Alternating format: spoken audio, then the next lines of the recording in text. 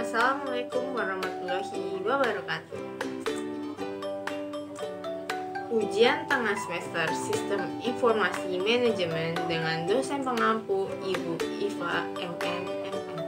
Perkenalkan, nama saya Gista Fiona Banuati dengan nomor NIM 28921500006.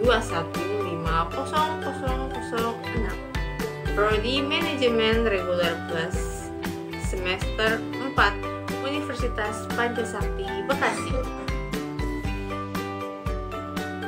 Sistem informasi manajemen digambarkan sebagai sebuah bangunan piramida di mana lapisan dasarnya terdiri dari informasi, penjelasan transaksi, penjelasan status, dan sebagainya. Lapisan berikutnya terdiri dari sumber-sumber informasi dalam mendukung operasi manajemen sehari-hari. Lapisan ketiga terdiri dari sumber daya sistem informasi untuk membantu perencanaan taktis dan pengambilan keputusan untuk pengendalian manajemen. Lapisan puncak terdiri dari sumber daya informasi untuk mendukung perencanaan dan perumusan kebijakan oleh tingkat manajemen. Sistem informasi manajemen merupakan suatu sistem informasi yang digunakan oleh organisasi untuk mengelola semua transaksi yang mendukung fungsi manajemen dan bisa berguna untuk pengambilan keputusan atau sistem informasi manajemen, yakni sistem informasi yang menghasilkan output dengan memasukkan input dan berbagai proses lainnya yang hasilnya dibutuhkan untuk tujuan tertentu dalam kegiatan manajemen. Proses dan sistem informasi manajemen. Yang pertama, perencanaan merupakan rumusan mengenai metode kegiatan secara rinci untuk mencapai tujuan atau target akhir dari suatu organisasi. Jadi, perencanaan merupakan langkah-langkah yang rinci untuk mencapai suatu tujuan organisasi. Kedua, pengendalian. Jika perencanaan telah dibuat dan dilaksanakan atau diterapkan oleh anggota-anggota suatu organisasi, maka manajer harus mengawasi pelaksanaan dari perencanaan tersebut supaya dapat berjalan dengan baik dan tidak menyimpang dari jalur yang sudah ditetapkan. Untuk you can describe the topic of the selection here. 3. Pengambilan keputusan. Proses ini merupakan hasil dari perencanaan dan pengendalian. Jadi, manajer harus memilih di antara berbagai macam keputusan yang ada supaya tujuan perusahaan atau organisasi dapat tercapai. Perkembangan sistem informasi manajemen. Konsep sistem informasi telah ada sebelum munculnya komputer.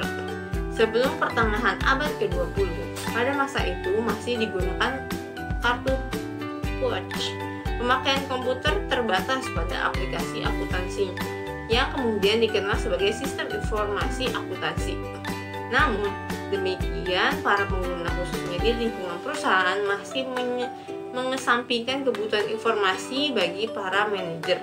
Aplikasi akuntansi yang berbasis komputer tersebut diberi nama pengolahan data elektronik atau PDE. Pada tahun 1964, komputer generasi baru memperkenalkan prosesor baru yang menggunakan silicon chip security dengan kemampuan pemrosesan yang lebih baik.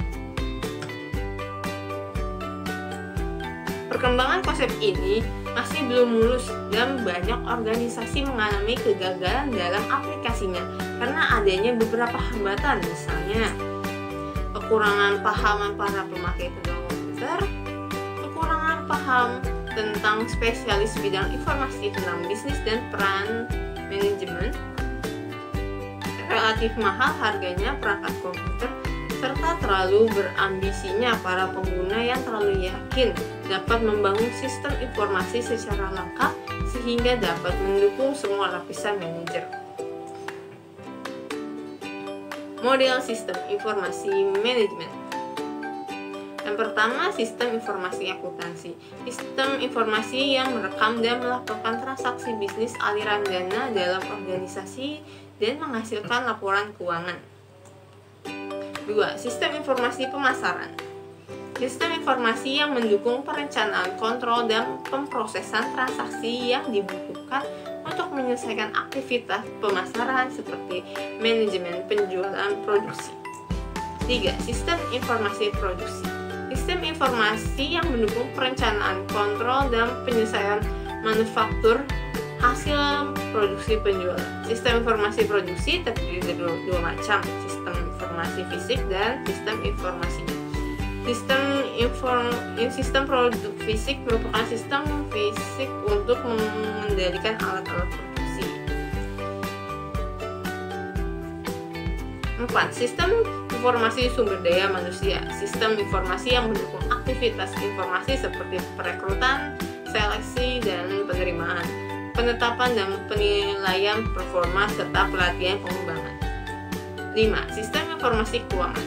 Sistem informasi yang mendukung manajemen keuangan dan mengatur bisnis serta alokasi dan kontrol terhadap sumber daya. Sistem informasi keuangan adalah sistem informasi untuk mendukung manajer-manajer di fungsi keuangan. Input keuangan ini adalah data keuangan. Karakteristik sistem informasi manajemen. 1. Elemen sistem. Elemen-elemen sistem dapat berupa suatu subsistem atau bagian-bagian sistem. Suatu sistem betapapun kecilnya selalu mengandung elemen-elemen. Dengan kata lain, elemen adalah bagian dari yang terkecil dari sistem yang sudah tidak bisa diurai lagi. Contoh pada sistem komputer adalah tombol pada keyboard. 2.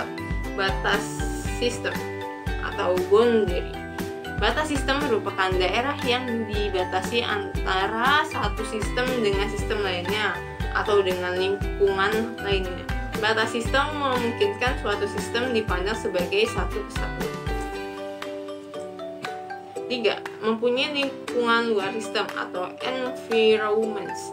Lingkungan luar sistem adalah apapun di luar batas sistem yang mempengaruhi dan dipengaruhi operasi sistem. Contoh, pada sistem komputer, sistem listrik, dan lingkungan luar. 4.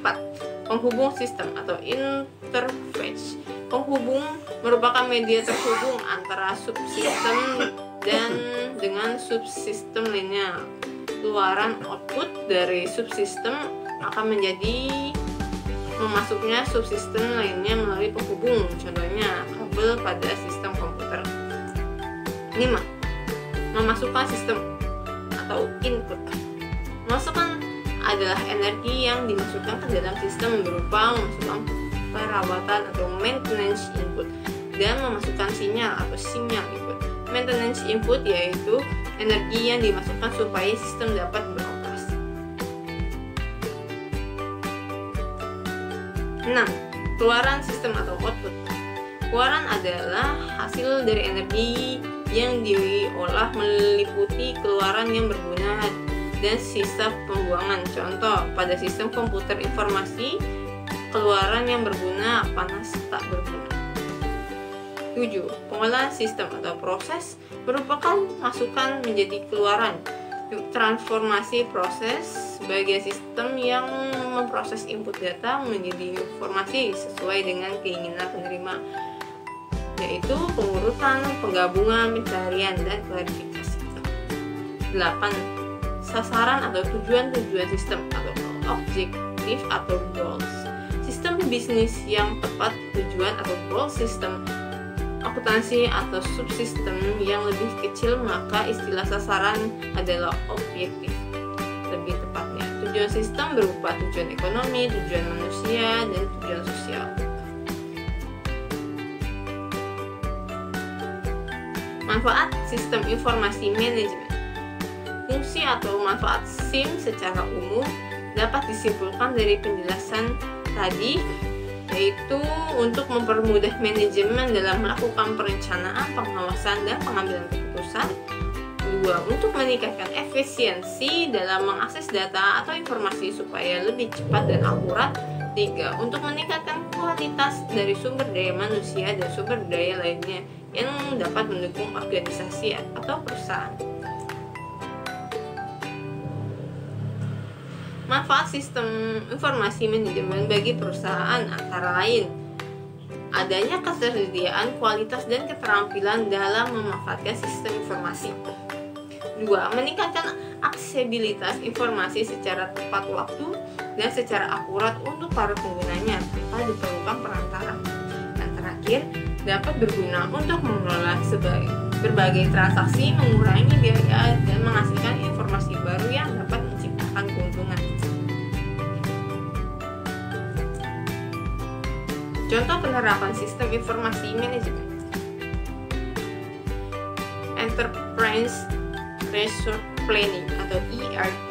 Sistem ERP ini biasanya digunakan oleh sejumlah perusahaan besar dalam pengelolaan manajemen dan melakukan suatu pengawasan yang saling terintegritas terhadap unit bidang kerja, keuangan, accounting, sumber daya manusia, pemasaran, operasional, dan pengelolaan persediaan. Kedua, ada Supply Chain Management atau SCM. Sistem SCM ini sangat bermanfaat bagi pihak manajemen di mana data yang disajikan terintegrasi mengenai manajemen supply bahan baku maupun dari pemasok, produsen, pengecer hingga konsumen terakhir. Ketiga, ada Transaction Processing System atau TPS. TPS ini berguna untuk suatu proses data dalam jumlah yang besar dengan transaksi bisnis yang rutin. Program ini biasanya diaplikasikan untuk manajemen gaji dan inventaris. Contohnya yaitu pada aplikasi yang digunakan untuk bantuan keuangan desa Pemprov Jawa Timur. Yang keempat, Office Automation System atau UAS. Sistem aplikasi ini berguna untuk melancarkan sebuah komunikasi antara departemen dalam suatu perusahaan dengan cara mengintegrasikan server-server komputer pada setiap user di perusahaan, contohnya yaitu email. Yang kelima, Knowledge Work System atau KWS. Sistem informasi KWS ini terintegrasikan suatu pengetahuan baru ke dalam organisasi. Dengan ini diharapkan para tenaga ahli mampu menerapkan dalam pekerjaan mereka.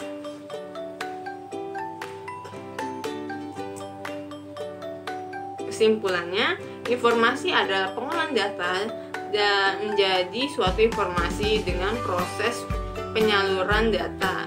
Informasi tersebut terdapat batasan-batasan sehingga dalam konteks SIM didapat sebuah domain yaitu komputer.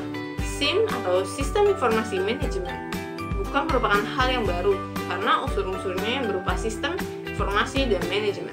Sering kita gunakan. Sistem merupakan kumpulan elemen yang saling berhubung satu sama lain yang membentuk satu kesatuan dalam usaha mencapai suatu tujuan. Tujuan yang memberi maksud agar usahanya berjalan dengan lancar.